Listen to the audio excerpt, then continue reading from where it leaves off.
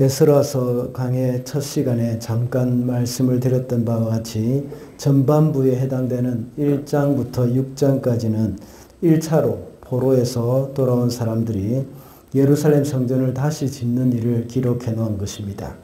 그 기간은 약 21년에 걸쳐 일어난 일입니다.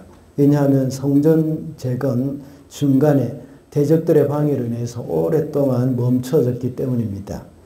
우리가 먼저 살펴본 에스라서 1장은 역사의 주관자이신 하나님이 고레스의 마음을 감동시키셔서 이스라엘 백성들이 유다 땅으로 돌아오도록 허락했습니다. 그리고 이방 사람들의 마음도 역시 하나님께서 감동시키셨습니다. 그래서 귀환하는 이스라엘 백성들을 돕도록 했습니다.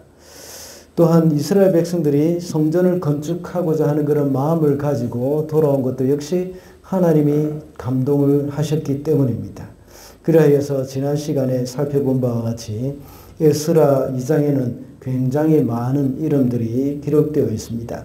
그 이름들은 주님의 일에 앞장선 사람들의 이름입니다. 그리고 포로로 이 땅에 이국 땅으로 끌려갔지만 메소포타미아 문명의 발상지인 그 땅, 비교적 안정적인 삶을 살 수 있는 그 땅에 살고 있었습니다. 그러나 그 안전지대를 벗어나서 주의 일에 앞장섰던 그런 사람들이었다고 했습니다. 그리고 하나님이 기억하시는 이름이었습니다. 우리는 그 이름들이 익숙하지 않은 이름이었고 또 대부분이 또 우리가 발음하기가 또 쉽지 않은 그런 어려운 이름들이었습니다. 그러나 하나님은 그 이름 하나하나를 너무나도 소중히 여기셨습니다. 그 이름은 천국에도 널리 알려져서 존경받는 이름이 되고 있을 것입니다. 그뿐만 아니라 그 이름은 본향을 사모하는 사람들의 이름이었다고 했습니다. 그들은 오랫동안 떠나 있거나 부모들로부터 말로만 듣던 그런 땅이었습니다. 고향이라고 할 수는 없지만 하나님의 약속의 땅으로서 늘 사모하며 살던 땅이었다고 볼 수가 있습니다. 그 땅에 마침내 돌아온 사람들의 이름이었죠. 이렇게 이스라엘 백성들이 포로에서 돌아와서 자신들의 땅에 이제 거주하게 되었습니다.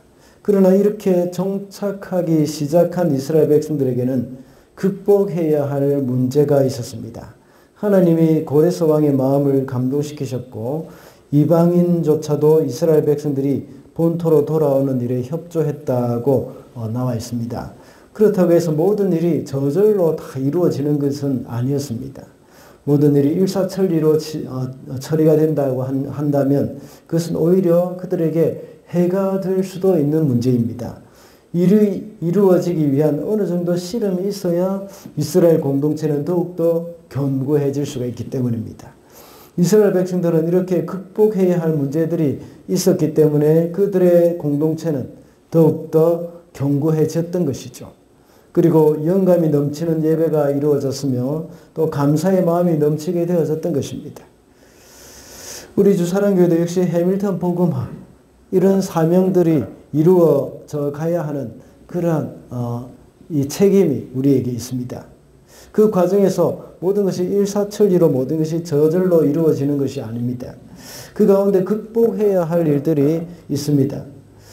이 일들로 인해서 우리 주사랑교회는 더욱더 견고한 믿음의 반석 위에 세워질 수가 있을 것입니다. 그래서 오늘은 극복해야 할 일들이라는 제목으로 말씀을 살펴보겠습니다. 첫째로 흩어진 마음을 공동체 의식으로 극복해야 합니다. 1절에 보면 이스라엘 자손은 여러 마을에 흩어져서 자리를 잡은 지 7째 달이 되었을 때에 일제히 예루살렘으로 모였다. 이스라엘 백성들이 포로에서 돌아왔을 때에 모두가 예루살렘에 머문 것은 아니었습니다. 제사장들과 성전과 관련된 일에 종사하는 사람들만 예루살렘이나 또 예루살렘 주변 근처 성읍들에 살았죠. 그 외의 사람들은 각기 자기 고향으로 가서 정착을 했다고 했습니다. 그리고 그들이 정착하는 동안에는 좀 시간이 좀 많이 걸렸을 것입니다. 오늘 본문에는 7째 달이 되었을 때라고 했는데 이것은 유대 달력으로는 7월을 가리킵니다. 7월에는 중요한 절기가 많이 있는 그런 달이기도 합니다. 포로에서 돌아온 지 얼마나 오래 지났는지 정확하게 알 수는 없습니다. 대부분은 어떤 분들은 3개월 정도 지났다고 말을 하기도 하고, 어떤 또 주석에서는 돌아온 지 7째 달이 되었고, 그때가 마침 7월 달이었고, 또 그래서 그들은 많은 이 초막절이나 또 다른 절기를 지킬 수 있었다고 이렇게 말하는 곳도 있습니다. 어쨌든 그들이 돌아오자마자 흩어져서 제각기 고향에서 정착해 살다가 다시 모인 것입니다. 그런 그 고향에서 정착해서 사는 그 과정들은 참 쉬운 일은 아니죠. 그렇게 하다가 다시 성전을 재건을 위해서 모이는 것조차도 역시 쉬운 일은 아닙니다. 제각기 생활하느라고 바쁘고 또 먹고 사는 일에 정말 바빴을 것입니다. 백성들은 제각기 흩어져 살고 있듯이 몸도 흩어져 살고 있었을 뿐만 아니라 마음도 역시 흩어져 있는 상황이 될 수도 있는 겁니다. 하나님이 이스라엘 백성들에게 비전을 주셨습니다. 그리고 그 비전을 실현하기 위해서 먼 길을 와서 고향 땅에 정착을 했습니다. 그렇지만 모든 환경이 완벽하게 갖추어지는 일은 없습니다. 항상 어떤 일을 실현하기 위해서는 현실이라는 그 벽에 부딪히게 마련입니다. 이스라엘 그들에게는 어떤 현실의 벽이 있었을까요? 먼저 고향에 들어왔을 때에 자기들의 조상들의 그 기업을 찾아야 합니다. 그 땅은 모두가 잘 정돈되어 있지는 않습니다. 잡초가 무성하게 자라 있었고 그것이 밭인지 산인지 구별이 가지도 않는 그런 땅일 것입니다. 땅의 경계선도 역시 분명하지 않아서 이웃의 땅과 혼돈되기도 했을 것입니다. 오늘날과 같으면 측량도 다시 해야 될 그런 상황입니다. 그렇다고 해서 집이라도 하나 번듯하게 있었겠습니까? 모든 집들이 허물어져 있었을 것이고 제대로 된 집이라고는 정말 찾아볼 수도 없었을 것입니다. 그런 가운데 가족들을 부양해야 할 그 공간 먼저 마련해야 합니다. 그뿐이겠습니까? 농사 도구도 만들어야 하고 음식을 먹기 위해서 여러 가지 집기들도 마련해야 하지 않겠습니까? 이러한 현실이라는 그런 벽에 부딪혔을 때 그들의 마음은 점점 더 식어질 수밖에 없습니다. 처음에는 정말 은혜를 받아서 고향에 돌아간다. 우리의 본향으로 돌아간다. 우리 조상들이 그렇게도 원하고 찾았던 그 땅으로 우리가 다시 돌아간다 하면서 마음에 북받쳐 오르는 그 감동, 이것을 가지고 돌아왔겠지만 시간이 지남에 따라서 점점 더 식어지게 마련입니다. 그래서 하나님이 주신 그 사명에 집중하여서 그 일을 이루려고 하기보다는 현실에 안주하려고 할 때가 정말 많은 것입니다. 처음에는 하나님이 주신 비전을 가지고 한 마음이 되었던 사람들이었습니다. 그러나 시간이 지나고 현실에 안주함으로 인하여서 그 하나 되었던 마음이 흩어지기가 쉬운 것입니다. 오늘 본문을 볼 때에 이 이스라엘 백성들의 마음이 물론 흩어졌다고는 딱 단정지어서 말할 수는 없습니다. 다만 먼저 이런 공동체의식을 가지고 그들은 한 마음이 되게 만들었다고 우리가 볼 수가 있습니다. 우리 성도들의 개인 신앙생활도 마찬가지죠. 우리 각 사람에게는 하나님이 주신 비전이 다 있습니다. 그 꿈에 부풀어서 처음에 일을 시작합니다. 그러나 시간이 지날수록 점점 마음이 식어지기 마련입니다. 그러다 보면 그 비전을 정말 실현하기는 정말 어렵게 되어 있습니다. 이런 것은 개인의 삶에 그치는 것이 아닙니다. 우리 주사랑교회 공동체도 역시 마찬가지입니다. 하나님이 우리에게 해밀턴 복음화 그리고 다음 세대를 위한 그 공간 마련, 꿈 이런 것들을 주셨습니다. 그 꿈을 그대로 놔두면 그냥 말 그대로 꿈에 불과해지는 겁니다. 각자의 생활로 흩어지면 주님이 주신 꿈은 온데간데 없어져 버리는 것이죠. 그래서 그냥 현실에 안주하기를 원하고 그냥 주일 예배만 잘 참석했다가 그냥 은혜 받고 돌아가기를 원하는 그런 마음들이 늘 우리 가운데 있기 마련입니다. 그래서 우리 공동체는 꿈을 잃어버리면 마음이 흩어지기가 참 쉽습니다. 이기적이 되어져 가기가 쉽습니다. 우리가 그냥 가만히 놔두면 자꾸 죄성에 끌려가게 되어 있습니다. 우리는 그 꿈을 잘 유지하고 실행해 가기 위해서 힘을 써야 합니다. 하나님이 우리에게 주신 사명은 어느 누가 이 교회 이 담임 목사가 되든지 변함이 없는 것입니다. 가서 모든 민족을 제자로 삼아서 내가 너에게 명령한 것을 가르쳐 지키게 하라 하는 이것은 누가 와도 어느 교회라도 똑같은 그 비전입니다. 똑같이 우리가 해야 할 사명입니다. 그것이 바로 교회를 세우는 일이기 때문이죠. 이스라엘 백성들이 성전을 세우는 것이 사명이었다면 우리의 사명은 바로 교회를 세우는 것입니다. 이 사명을 잊어버리고 그 마음이 흩어지면 안 되는 것이죠. 이 흩어진 마음을 어떻게 극복해야 합니까? 그것은 공동체 의식으로 극복을 해야 하는 겁니다.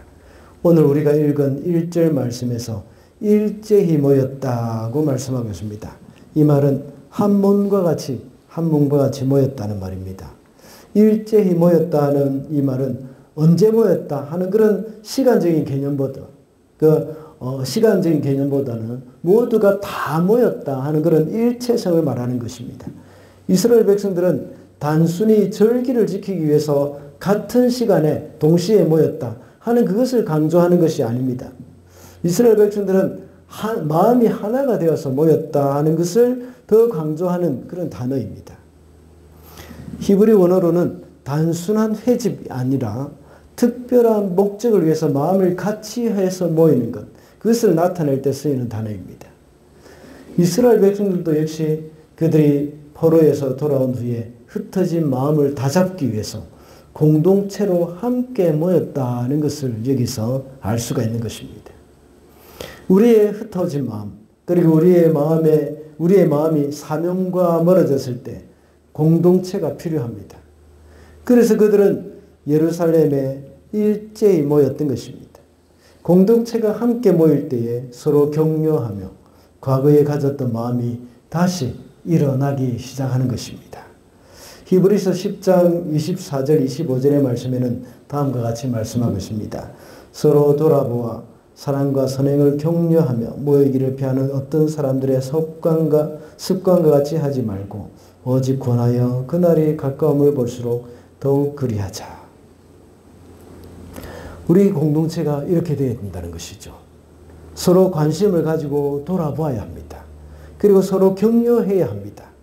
그래서 주님이 우리에게 주신 꿈과 비전, 사명을 함께 실천해 나가자고 이렇게 격려를 해야 하는 겁니다. 그렇기 때문에 공동체가 필요한 것이죠. 구역 안에서 그동안 전도를 위해서 애썼던 그 마음을 나누면서 함께 기도할 때 우리 마음은 다시 모아집니다. 그리고 전도 열매가 나타나는 것을 공동체 안에서 볼 때에 우리는 다시 힘을 얻게 되는 것이죠. 방금 읽은 히브리서 10장 24절과 25절을 보면 공동체로 모여서 어떻게 해야 하는지를 잘 말씀해 주고 있습니다. 공동체로 모일 때는 서로 나쁜 말을 하고 낙심하는 말을 해서는 안 되는 것이죠. 이 말을 했을 때 우리 공동체 안에 어떤 유익이 있는지 그것을 우리는 잘 생각을 하고 그 말을 해야 하는 것입니다. 공동체로 함께 모여서 하는 말이 공동체를 붕괴시키는 말을 하는 것은 옳지 않습니다. 사랑과 선행을 격려해야 한다고 말씀하고 있는 겁니다. 그래서 그 모임을 통해서 공동체는 세워지는 것이고요. 세워지게 되는 은혜가 있게 되는 것입니다. 공동체를 붕괴시키는 그런 행동은 사탄이 가장 좋아하는 그런 일입니다. 이런 말은 바로 마음이 흩어지게 하는 말이죠. 그러므로 우리는 흩어진 마음을 공동체 의식으로 극복해야 하는 겁니다. 사랑과 선행을 격려하면서 모이기를 힘쓰는 어떤 사람의 습관과 같이 하지 말고 오직 주님이 오시는 그날이 가까움을 볼수록 우리 더욱더 사랑과 선행을 격려하는 그런 삶을 살아야 한다는 겁니다. 둘째로 두려움을 예배로 극복해야 합니다. 3절 말씀입니다. 그들은 그 땅에 사는 사람들이 두렵기는 하지만 제단이 서 있던 옛 터에 제단을 세우고 거기에서 아침 저녁으로 주님께 번제를 드렸다. 이스라엘 백성들은 주위에 있는 이방인들을 두려워했습니다. 이스라엘 백성들이 포로에서 귀환할 때는 이미 그 주위에 다른 민족들이 정착해 있었죠. 이스라엘 백성들이 포로로 바벨론 땅에 잡혀가 있는 수십 년 동안 이방인들이 그 이스라엘 주변 곳곳에 터를 잡고 주인 노릇을 하고 있었던 것입니다. 그러다가 이스라엘 백성들이 돌아오게 됨으로써 그들은 스스로 위협을 느끼게 됩니다. 기득권을 잃어버리게 되는 그런 위기에 빠지는 것이죠. 그러니 서로 경계하면서 대적까지 하는 것입니다. 그래서 오늘 본문의 3절에 보면 그 땅에 사는 백성들이 두려웠다고 기록하고 있습니다. 이스라엘 백성들이 그 땅에 사는 백성들을 두려워했다는 겁니다. 그러나 이스라엘 백성들은 두려웠지만 그 단을 터 위에 세우고 그 위에 아침 저녁으로 하나님께 예배를 드렸다고 말씀하고 있습니다. 그리고 개역개정에서는 이렇게 번역을 하고 있습니다. 두려워하여 예배를 드렸다라고 번역하고 있습니다. 둘 다 가능한 번역이라고 볼 수 있습니다. 어찌되었든지 고대 이스라엘 백성들은 두려움을 예배로 극복하는 예를 참 많이 볼 수가 있습니다. 예를 들자면 이스라엘의 초대 왕인 사울이 전쟁을 하기 전에 항상 하나님 앞에 번제를 드렸습니다. 한 번은 블레셋군이 아주 막강했고 이스라엘 군사들이 두려움에 떨고 있을 때였습니다. 그런데 제사를 드릴 사무엘은 오지 않았죠. 기다리다가 사울이 직접 제사를 드린 적이 있습니다. 그것으로 인해서 사무엘에게 사울은 굉장히 책망을 받기도 했습니다. 그리고 유다왕 여호사밧도 역시 적군이 쳐들어왔을 때에 하나님께 예배하면서 찬양팀을 구성해가지고 그 찬양팀, 레위 찬양팀이 앞장서게 함으로 말미암아 크게 이겼던 적도 있었습니다. 이와 같이 포로에서 귀환한 이스라엘 백성들도 역시 주위의 이방 민족들이 두려웠습니다. 그렇지만 하나님께 예배를 드렸습니다. 두려움이 엄습했지만 이스라엘 백성들은 하나님 앞에 예배하면서 그 두려움을 이겨냈습니다. 그 예배가 그들에게 사람에 대한 두려움보다 더 큰 하나님을 보게 만들어 주었던 것입니다. 우리가 하나님께 집중할 수 있는 방법이 무엇입니까? 예배밖에 없습니다. 이방인에 대한 두려움이 생기는 이유는 하나님보다 그 이방인들이 더 크게 보이기 때문입니다. 하나님의 도우심보다는 이방인들의 위협이 더 크게 느껴지고 더 크게 보일 때에 두려움이 생기게 되는 것입니다. 그러나 하나님 앞에 예배할 때에 우리는 그 예배로 인하여서 우리의 모든 시선이 하나님께로 집중이 되어집니다. 두려움을 주는 이방인들에게 집중되는 것이 아니라 두려움을 주는 사탄에게 집중되는 것이 아니라 우리를 보호하시고 우리를 지키시고 전지전능하신 그 하나님께 우리의 모든 시선이 집중되어지게 되는 것입니다. 두려움은 마귀 사탄에게서 오는 것입니다. 두려움에 빠질 경우에는 아무것도 할 수 없습니다. 그래서 전쟁 자체도 포기하게 만들어버립니다.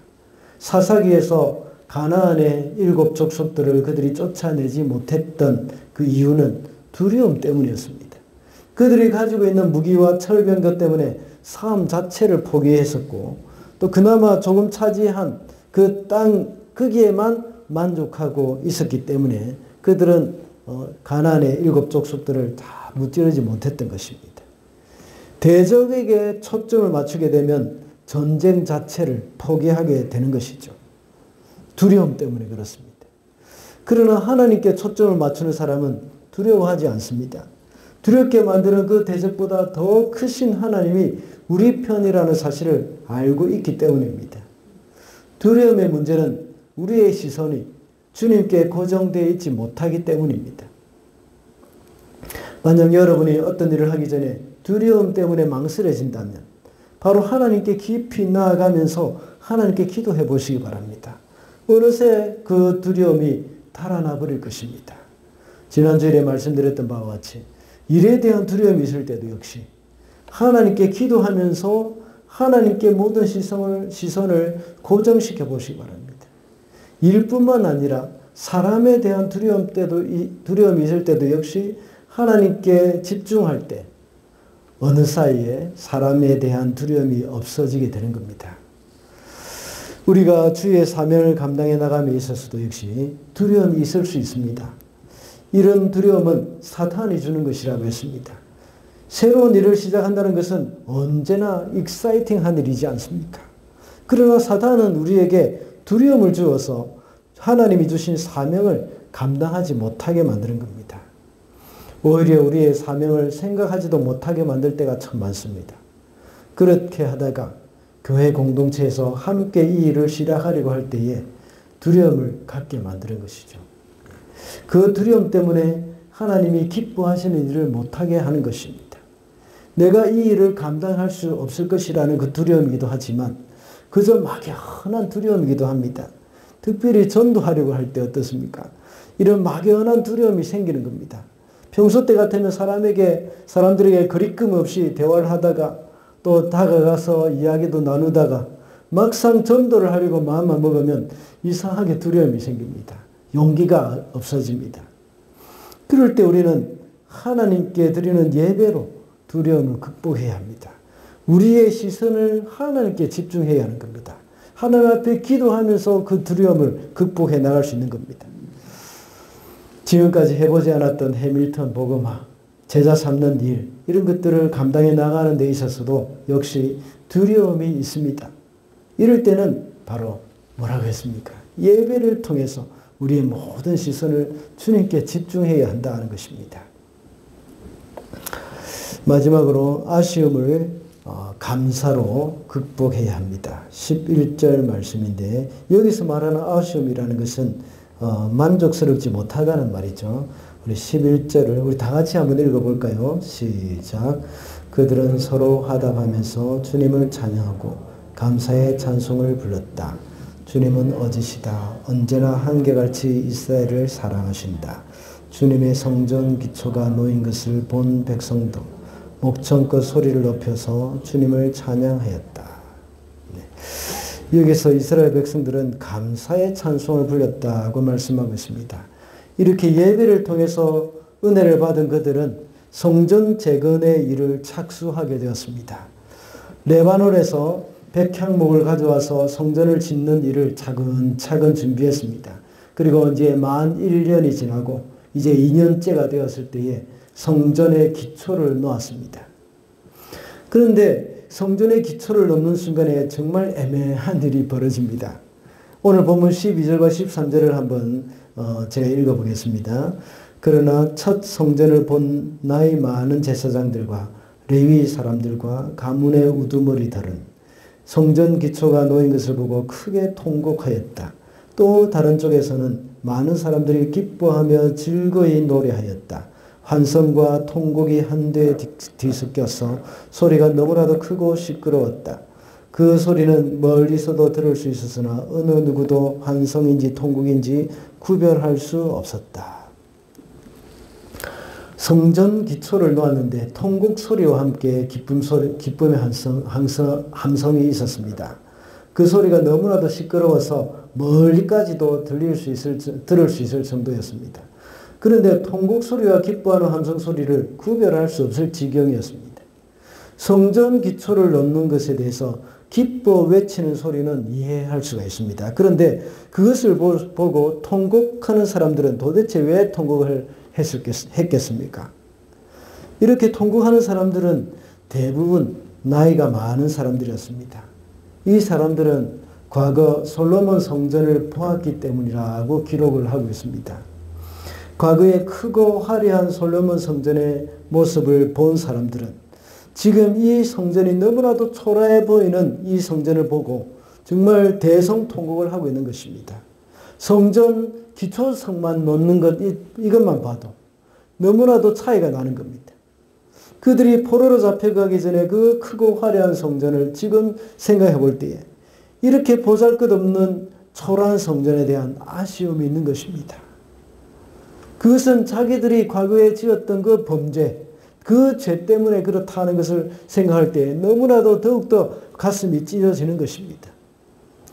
오늘 본문 11절에 보면 그들은 서로 화답하고 주님을 찬양하고 감사의 찬송을 불렀다고 말씀하고 있습니다. 오늘 12절에서 크게 통곡했던 사람들도 아마 그 감사 찬송 함께 했을 것입니다. 비록 다시 지어진 이 초라한 성전이 과거 자신들이 보았던 그 솔로몬 성전을 생각하면 너무나도 아쉬움이 많았겠지만 그래도 감사했던 것입니다. 또한 감사를 하면서도 솔로몬 성전을 생각할 때마다 눈물이 났을 것입니다. 그렇지만 그 아쉬움을 감사로 극복할 수 있게 된 것입니다. 그들은 지금 이어지는 이 성전이 초라하다고 해서 그것으로 원망하고 불평한 것은 아닙니다. 기뻐 외치는 젊은 세대들에게 저것들이 뭘 알아 하면서 도대체 정신이 있느냐 없느냐고 하면서 야단치지도 않았습니다. 다만 과거의 그 화려함을 되새기면서 깊은 아쉬움의 통곡이 흘러나왔던 것입니다. 이런 마음을 가진 사람들은 모두가 다 시니어들이었습니다. 그들은 과거의 영광스러움을 생각할 때 깊은 아쉬움의 탄식이 나올 수밖에 없었습니다. 우리도 역시 하나님의 교회, 몸된 교회를 볼 때에 이런 아쉬운 마음의 탄식, 이것이 필요할 수도 있습니다. 왜냐하면 이런 마음은 바로 하나님이 우리에게 주시는 마음이거든요. 그런 마음으로 인해서 하나님 앞에 기도하고 간구할 때에 그럴 때에 비로소 그 교회를 위한 부흥의 기도가 일어나게 되는 겁니다. 그리고 또한 이 시대를 향한 부흥을 위한 기도가 나오게 되어져 있는 것입니다. 그렇지만 다만 그런 아쉬움을 뒤로하고 하나님이 행하신 그 일에 대해서 함께 감사하는 시간을 가져야 하는 겁니다. 이것이 바로 교회 시니어들의 마음이고 그분들의 역할입니다. 우리 교회에 또 우리 장로님들이나 연세가 높으신 분들은 전혀 표시를 내지 않고 늘 격려해 주시고 계시는 것을 볼 때에 참 그분들에 대한 감사한 마음이 듭니다. 앞선 세대를 볼 때에 다음 세대들의 모습이 눈에 차지 않을 때가 참 많습니다. 젊은이들에게 아쉬운 부분, 다시 말하자면 만족스럽지 못한 면들이 많을 것입니다. 우리 때는 저러지 않았는데 하는 그런 생각이 들 수도 있습니다. 그렇지만 그것을 보면서 한 박자 참아주고 좀 더 기다려주는 것도 역시 앞선 세대들의 몫입니다. 그리고 우리 성도들이 보실 때에 또 우리 교육자들이나 담임 목사인 제가 별로 마음에 들지 않을 수도 있습니다. 처음에는 또 서로 좋은 부분만 보입니다. 그러다가 점점 더 이제 시간이 지나고 이제 몇 년이 흐르면 이제 단점들이 보이기 시작하는 시점이 됐습니다. 여러분도 저에 대해서 알 만큼 이제 다 아실 것입니다. 그뿐입니까? 또 구역장이 볼 때 구역원들에게 참 아쉬움들이 많이 보입니다. 구역원들이 볼 때에 구역장이 또 역시 아쉬운 부분들이 보일 수 있습니다.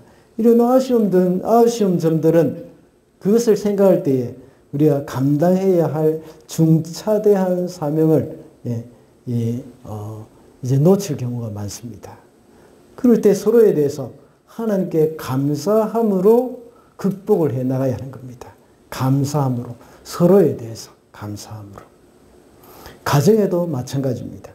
자녀들이 하는 것을 볼 때에 마음에 들지 않는 부분이 많죠.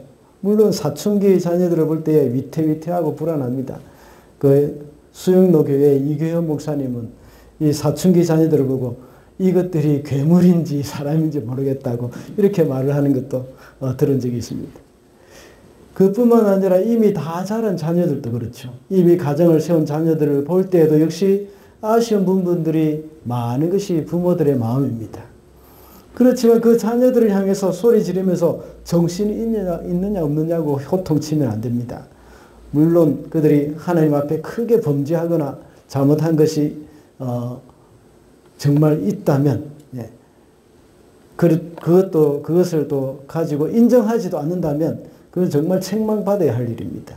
그러나 그들이 하는 일들이 그저 그냥 내 성에 차지 않는다고 해서 그들을 향해서 진노할 필요는 없습니다. 그저 그들이 하는 일에 대해서 하나님께 맡겨드리고 감사하면서 그 아쉬움을 극복해 나가는 것입니다. 이것이 어디 부모 세대와 자식 세대에만 해당되겠습니까? 같은 형제끼리도 그렇습니다.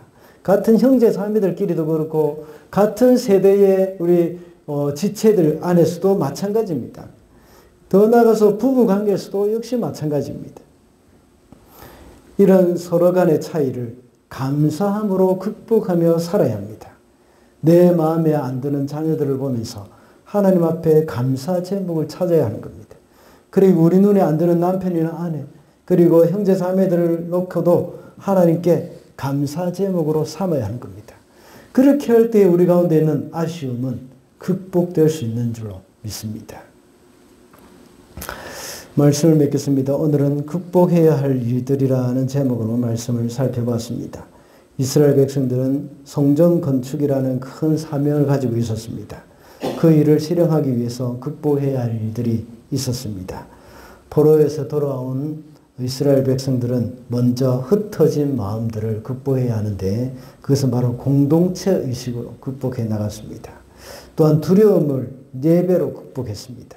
그리고 아쉬움을 감사로 극복했습니다. 이스라엘 백성들이 성전을 건축하는 사명이 있었다면 우리는 이 땅에 교회를 세우는 사명이 있습니다. 해밀턴의 복음화, 그리고 또 이 땅에 복음화하는 것이 바로 교회를 세우는 일이라고 했습니다. 이 사명은 모든 교회들이 가지고 있어야 할 사명입니다. 우리 주사랑교회도 역시 이 사명을 감당해 나가기 위해서 전도 프로그램을 하고 있고 또 10월부터 알파를 계획하고 있습니다. 그리고 디아스포라 선교시대에 모든 민족을 복음화하기 위해서 계속 기도하고 있습니다. 그래서 공간도 마련하고 여러 가지 계획을 하고 있습니다. 이런 사명을 감당해 나감에 있어서 우리도 역시 공동체 의식을 가지고 흩어진 마음을 하나로 묶어가야 합니다. 그리고 하나님 앞에 드리는 예배를 회복함으로써 우리 가운데 있는 그 두려움, 이것들을 극복해야 합니다. 또한 우리 공동체 가운데 가지고 있는 여러 가지 만족스럽지 못한 마음들, 또 아쉬운 마음들, 이런 것들을 감사함으로 극복해 나가야 하겠습니다. 그래서 하나님 주신 그 사명을 잘 감당해 나가는 저와 여러분이 되시기를 바랍니다.